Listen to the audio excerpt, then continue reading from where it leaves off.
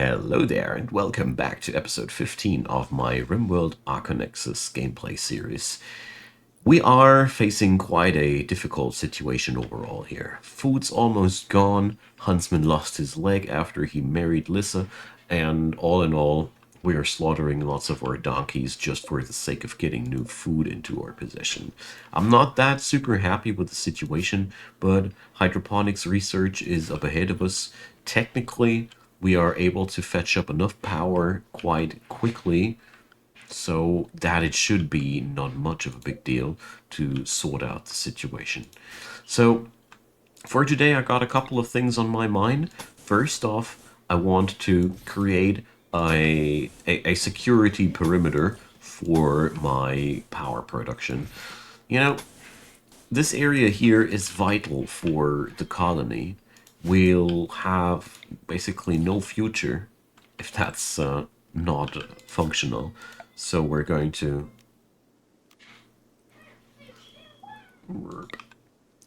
make sure that there's not going to be any roof up there. And this way we can keep this our timber and solar power center. I like to do this.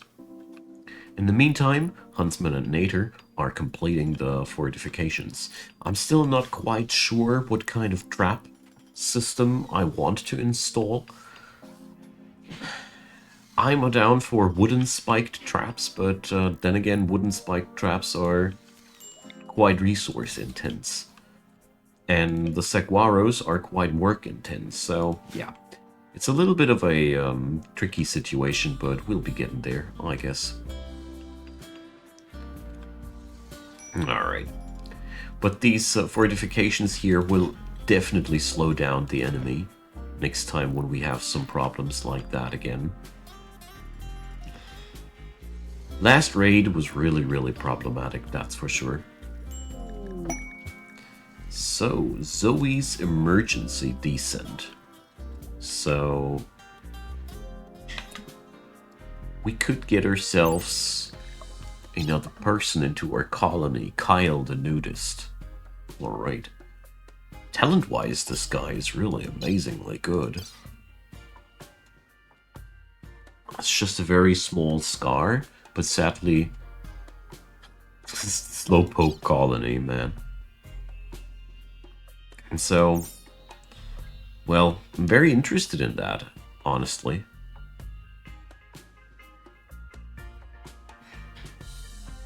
But considering what happened the last time, I'm also a little bit scared, you know? I don't exactly have tremendous firepower available for me, and we've been through problems already. On the other hand, we could just hope for drops from the enemy. Heat stroke. Yeah, it's summer, by the way. Surprised to see that heat stroke. Hell yeah, potatoes! The potatoes are going to go for the pen animals, though. There we go. So, the priest role is unfulfilled. So let's see, who's the best social bloke in the crowd? That would be Huntsman. Alright, so we're going to do this. Huntsman, you're going to go and be the priest. Yeah, okay. Let's do this. Ah, well.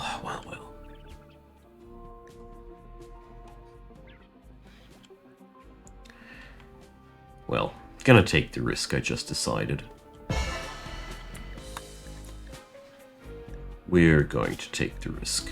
So first off, everybody gets into the freezer and chills out their heat stroke. Gotta do what we gotta do. And then we're going to accept that quest. For Kyle. So, the crash land is over here. Why are you guys still heat stroking? Okay. I get a heat stroke warning because these guys have 0.5% heat stroke. Wow. Save yourselves. You're almost dying. Jeez. What nonsense. Alright, so Deuce Pass. Wielding a charge rifle. Alright. How fast is this guy? Is he in any way unnecessarily slow? Oh, I don't know. Deuce Pass will be our victim for this fight. You know, there's always somebody running in these situations, and he's gonna be the man that's running. Oh, we cannot control him. A 14-year-old Janissary? Shame on you. Jeez. What's wrong with you folks? Okay. Let's see. Come on. There we go. So, yeah. I think this situation will pay off for us quite decently. Here's only 2 Idakin rushing in. It's really not much. And Deuce Pass is exactly playing his part in standing so far in front of these guys that we can easily fight this exactly like I wanted to fight it. So there's only 1 more Idakin walking towards us. I don't think that I need to kite anything. There we go. Bam. So, sadly it's a bio-coded rifle, but they all find meals. Right on. So, we're of course going to rescue Deuce Pass, because as a matter of fact, we might be actually getting ourselves some favor with the Empire here. Because we kept this bloke safe. So, the crash shuttle is also a nice piece of loot here, because we're going to be able to deconstruct that at some point, and that'll give us some nice material to work with. So, advanced components for a monument. That's actually quite nice.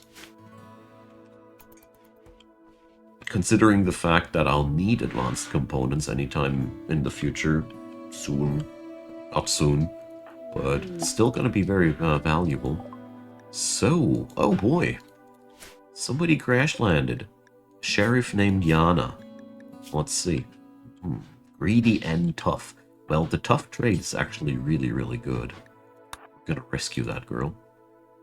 Did you guys patch up Deuce Pass? Ah, he doesn't need any patching. He's just, there's not much, that happened to him. Wait a sec. Kyle's coming naked? Jeez, you guys. Stop trolling me. Alright, he's completely naked. Ugh. So we even need a pair of pants. Where's the pants? I'm using different mods for this, so usually I don't have to... Ah, here, pants, finally. So, I'd dare say that pants and shirt are the most important things. So, let's see. Do we have anybody on high priority tailoring? Yes, we do. Brilliant. So, alright. There we go. Did somebody patch up this girl? Not yet. Alright. I take the chance to have yet another person on my colony. Yes, we are low in food. I am well aware of that. But, you know, we just have to get ourselves through until the next harvest is in. That shouldn't be that hard. My biggest concern is actually right now that we have this severe lack of fabric and Kyle's butt is naked, you know. There we go. But luckily, crafting 16, poor quality shirt. Come on, Lissa. I thought you can do better. Oh yeah, I think Kyle is a nudist. He loves that.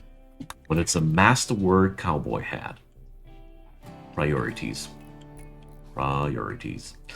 Speaking about cowboy hats, I see that not even everybody in the colony has these, so Gotta change something about that.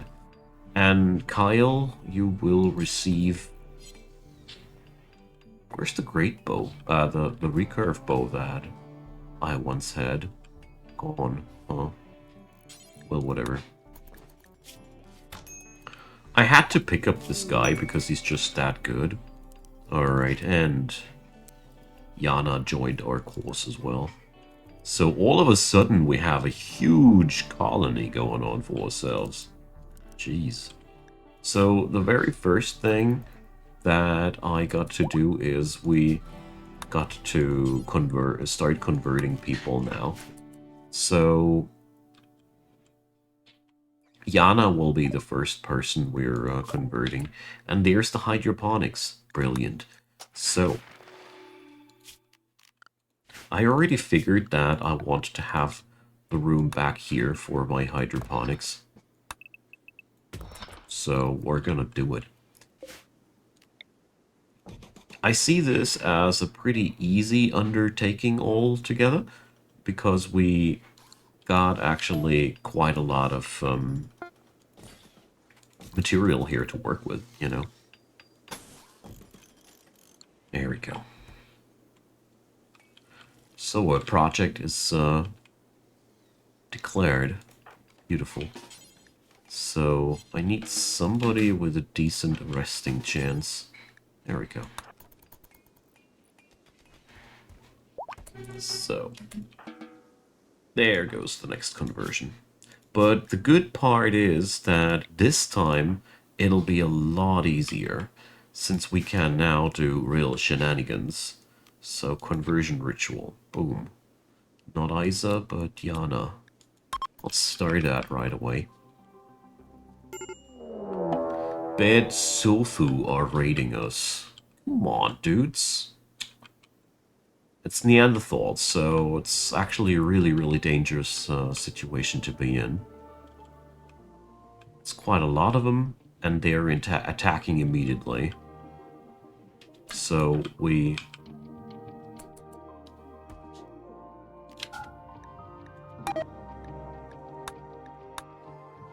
got to cancel that.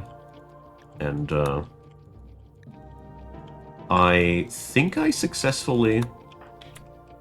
Oh no, I just thought the game was crashing. So, Tiana is back in captivity anytime soon, and this will be a very uncomfortable situation for us to be in.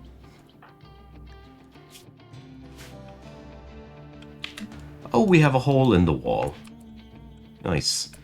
Well, I mean, it doesn't make too much of a big difference. But it's a very scary situation, not gonna lie.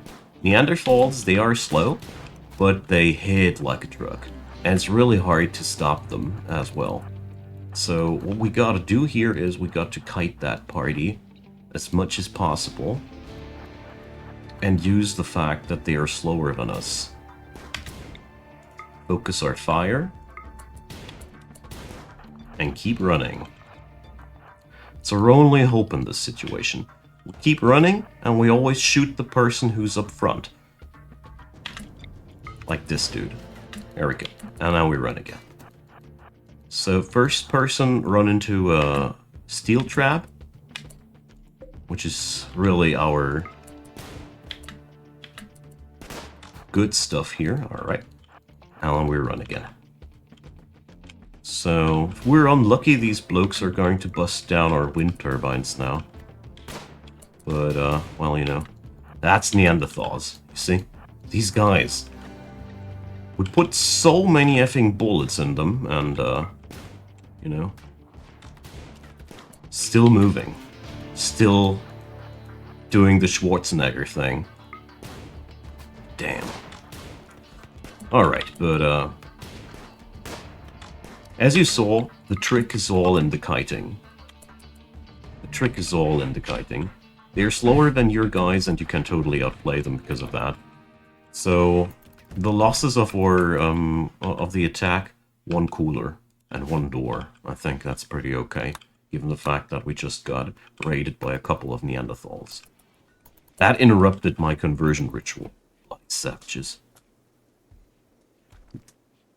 Ah well, we're going to retry that tomorrow. Everybody has deserved some sleep. I mean, it went down really good after all. We didn't lose anybody, we haven't had any problematic injuries, nothing. So, this went down as good as something like that could. Alright, so let's go. A bulk goods trader. Now that's good news. Considering the fact that I'm still extremely low on food. I mean, it's not as if I had much stuff to sell. Except for the jade that we dug out. I'm really tempted to sell that stuff at this point. That desperate. But yeah, we're gonna see what we can trade there. It won't be that much of a big deal soon anymore. As soon as the hydroponics array is up and running, I think we will be good in no time. Okay, so let's see. These guys, they bring corn. Corn is pleasant because it's way less costly than meat. Meat is always the most costly ingredient that you can buy from these guys. Ah, we looted some flake. That's actually really good for us now. I'm gonna sell that Goronland seed as well. I mean, basically you can do quite nice shenanigans with it, but I am currently really bound to whatever I can buy. So, let's see. As you see here, panther meat and duck meat, they're horrendously costly. I don't really want to sell any of these things that I have here, so we're actually going to skip out on these and go with the veggies. Our own potatoes are at the 40% mark soon. It's a pretty good one. But I feel as if I really should consider planting out more potatoes than before. We saw what happened there. I mean, all it took was one cold snap and one, what's it called again? And one toxic fallout, and we were already really deep down in trouble. And currently, I'm not sure if we get the hydroponics up and running as fast as I'd like it to.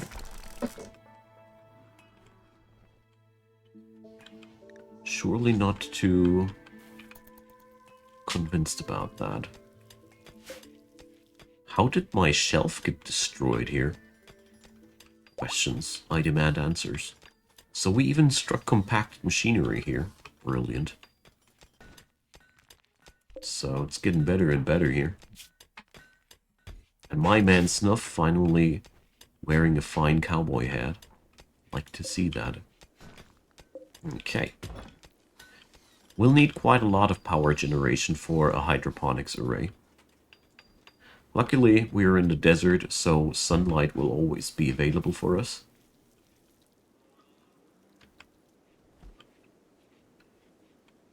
Alright, so let's retry that conversion ritual. Oh no, it put the skill on cooldown. Oh, dang. How sad. Okay, so this is not going to warden anymore. I'm going to leave that to Snuff and to Huntsman because their social skill is much better than Lissa's. The Isbirium people gave me a flame bow and a recurve bow. What's a flame bow?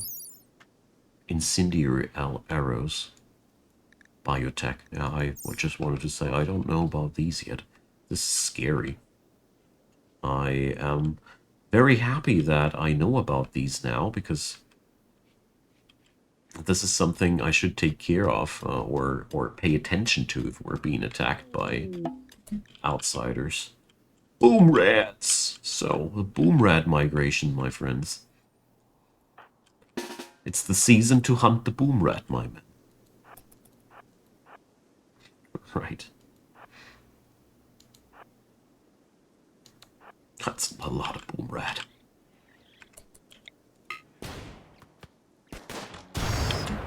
Nice shot. Alright, so we got to fight that fire. I think the easiest way to get that done is to do a temporary home area on these.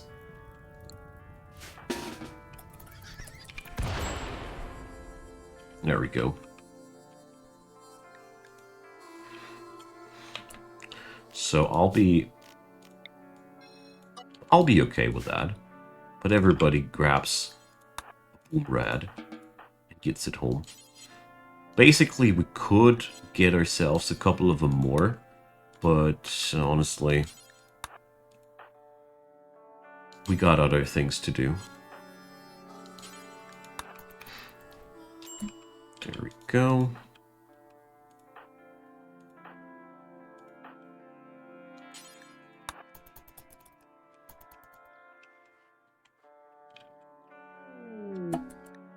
And there's another migration. So Randy surely has some sense of humor here. So cassowaries, 100% chance to fight back when harmed. How fast are these guys? Cassowaries are huge, fast, and deadly. No thanks, Randy. I'm not gonna attack the cassowary migration.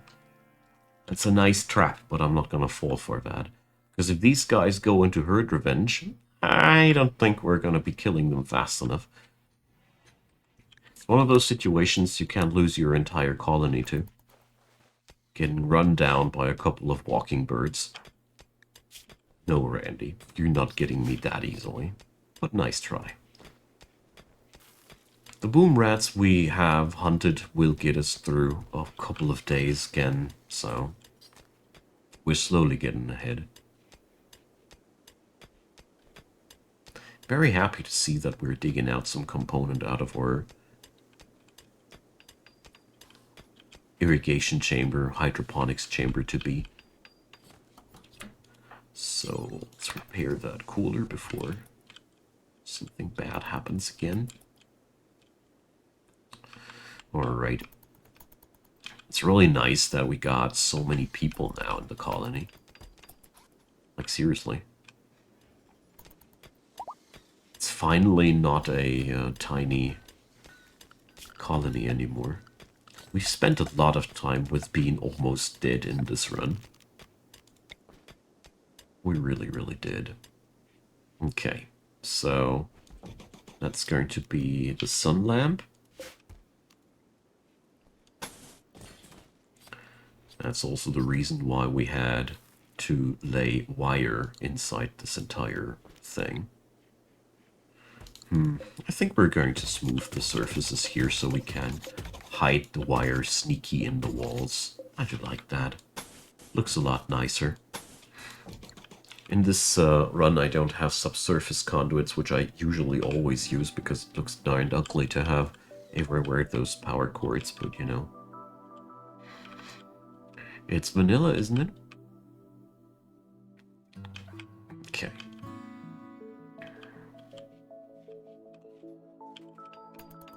Oof.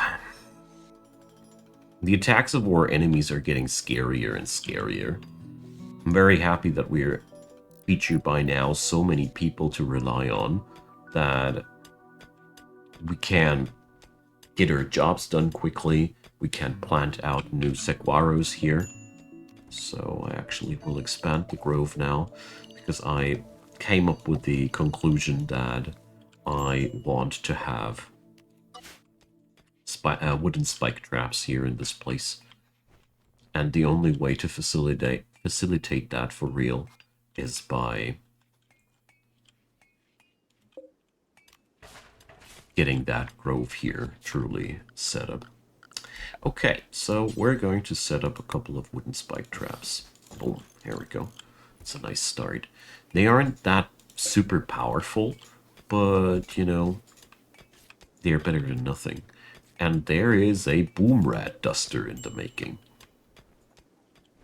It's officially light leather, but you know, if you know, you know. So. Alright, Nader. Light leather duster. poor. I find it outrageous how many poor quality items this girl manages to ditch out, considering that she's crafting 16. Crafting 16, she already blurted out 2 poor items in a very short amount of time. That's considerably tragic. She has light, she has a chair. Sure, she has to work with boom red leather, but seriously. I don't like excuses like these. But on the bright side, we got ourselves quite some power by now. I think it should be now necessary to get myself some batteries going as well. We have to think about where then. And we have to churn out quite a lot of steel still for the hydroponics benches. But soon we don't have to rely on the outside soil anymore. Really looking forward to that. I mean, basically, I think we already got what it requires, but I want to get prepared for real. Especially in terms of battery power. So we got here some room for batteries. Let's use that. So goes here and goes there.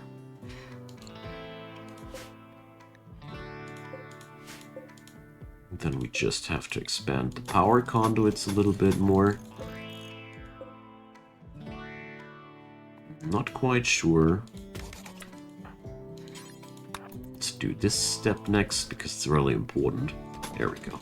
Now we can put conduit through these and everything should be fine. Okay, as you can see here, planting out trees is a darn slow process. This lady has plants 15 and a volcanic winter. You know, Randy, you're really trying to kill me, aren't you? Alright, so good thing that I went up with the hydroponics already. You know, I'm very, very happy about that. So I do remember that there is an ideal setup for these, but Emu migration. Come on, Randy. What's up with all the wild animals today? It's one animal migration after another today. And the fun part about it is, emus are just as deadly as cassowaries are. So, to put that now into his chain of events, first he sends boom rats after me, which are technically also quite dangerous. Then cassowaries, then emus. This guy is trolling me hard while looking at my empty freezer. That's really, really quite brutal, Randy. Gotta say, this is one hell of a storyteller. If you haven't played with him yet, I strongly recommend. It's a lot of fun. Okay, so let's turn on the sun lamp and get some potatoes going.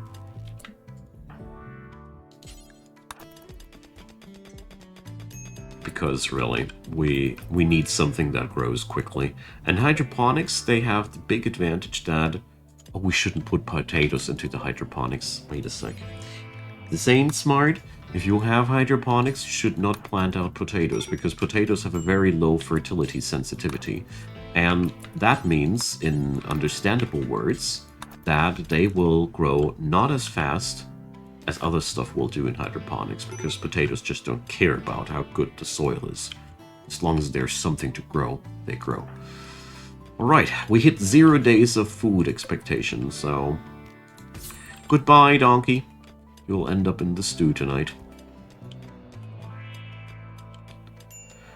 Frankly said, I'm still very, very surprised that we actually still got donkeys. I didn't expect to get that far.